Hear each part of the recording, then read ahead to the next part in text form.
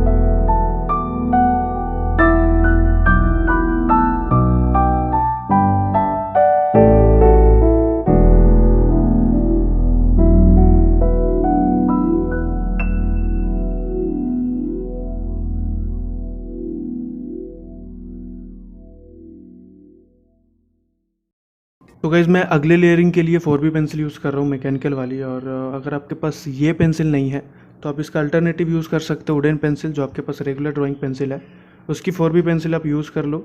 बस उसको थोड़ा सा साफ कर लेना ताकि जो एजेस हमें देने हो अच्छे तरीके से डिफाइन हो सके।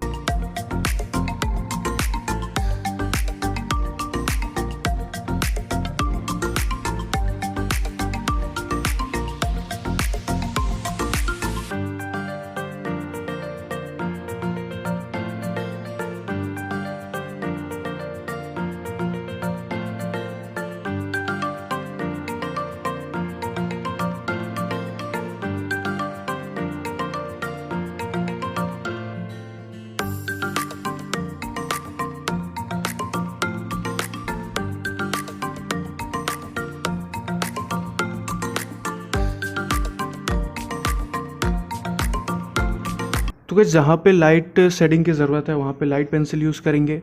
और वो 2B भी हो सकती है, HB भी हो सकती है। जिस तरीके का शेडिंग की रिक्वायरमेंट है उस तरीके से हम पेंसिल यूज़ कर लेंगे और अच्छे तरीके से शेड कर लेंगे। जहाँ पे शैडो है वहाँ पे डार्क पेंसिल का यूज़ करेंगे, जहाँ पे हाईलाइट है वहाँ पे हल्की सी शेडिंग करेंगे लाइट पेंसिल से।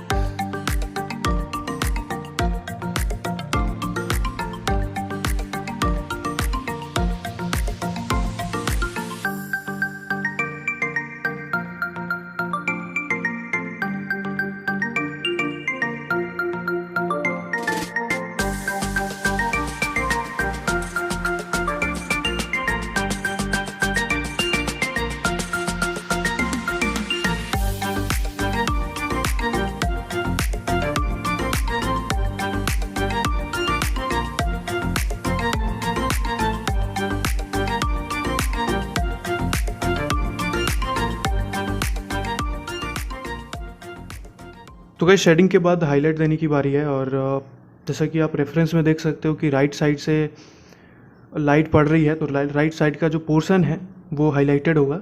तो उसके लिए मैं मोनो ज़ीरो इरेजर यूज़ कर रहा हूँ, और जहाँ पे रिक्वायरमेंट है, रेफरेंस आप ध्यान से देख लो, जहाँ पे रिक्वायरमेंट है वहाँ पे हम हाईलाइट दे देंगे। जिस तरीके का रिक्वायरमेंट है, जहाँ पे कंप्लीट वाइट है वहाँ पे अच्छे तरीके से इरेज करेंगे, जहाँ पे हल्की सी हाईलाइट चाहिए वहाँ पे हम हल्के से प्रेशर देके जिस तरीके का रिक्वायरमेंट है उस तरीके का हम हाईलाइट यहाँ पे प्रोवाइड कर देंगे।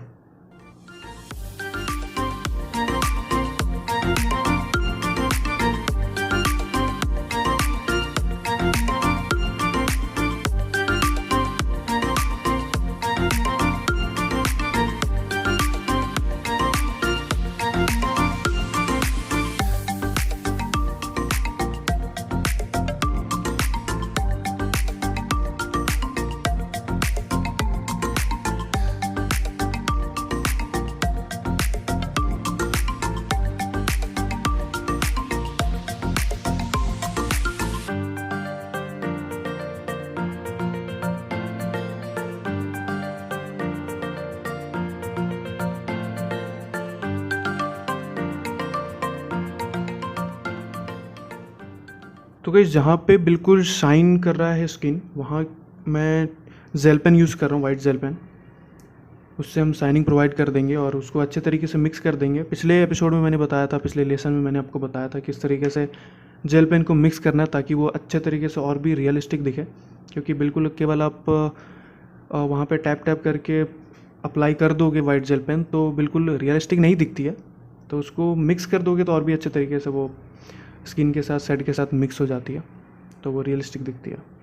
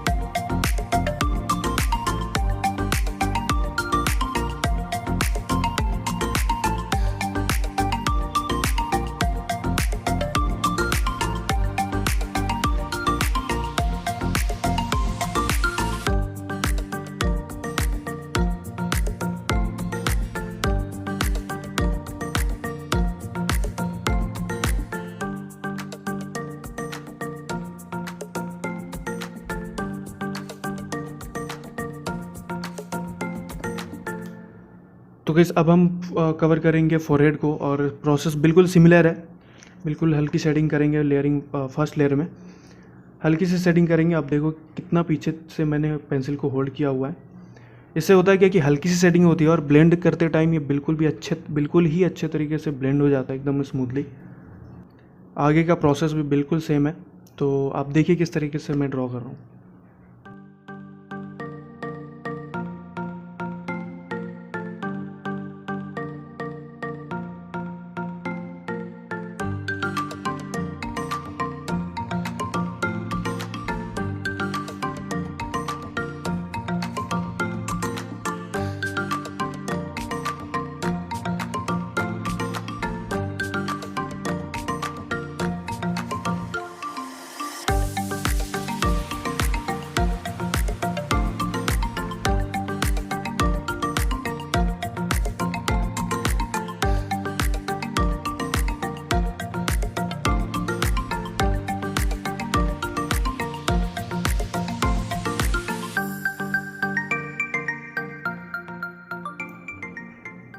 तो कैसे अब बाकी स्किन के पोर्शन को कवर करते हैं और यहाँ पे भी लेयरिंग दे देते हैं।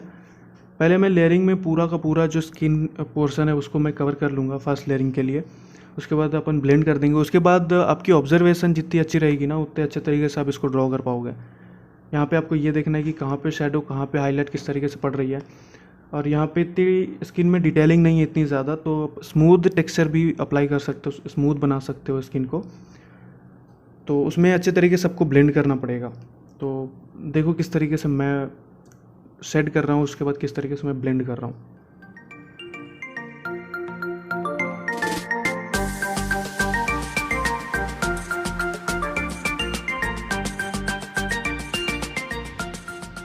तो गाइस ये पोर्शन जो है वो लाइट के अपोजिट साइड में है और यहाँ पे लाइट नहीं पड़ रही है, तो ये यहाँ पे हम डार्क शेडिंग करेंगे। जहाँ तक भी लाइट नहीं पड़ रही वहाँ तक डार्क शेडिंग करेंगे। जहाँ से लाइट पड़नी स्टार्ट हो रही है उसको हम अच्छे तरीके से वहाँ पे मिक्स कर देंगे इसको।